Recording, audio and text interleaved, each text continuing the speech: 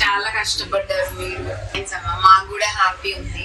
Actually ఒక టైంలో treatment చేయించుకోవాలా వద్దా అని మీరు భయపడిపోయారు కదా. మీ ఏజ్ ఏమో ఎంత? 40, సేమ్ ఏజ్. సో అంత ఏజ్ ఉండి AMH 0.1 ఉండి యాక్చువల్లీ ఎగ్స్ గ్రో అవ్వడానికి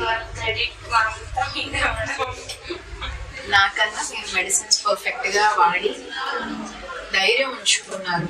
ట్రై చేద్దాం, ఎగ్ గ్రోత్ మంచిగా రాకపోయినా చేసే ప్రోటోకాల్ కొంచెం ఆల్టర్ చేసుకొని మళ్ళీ కంటిన్యూ చేద్దాం.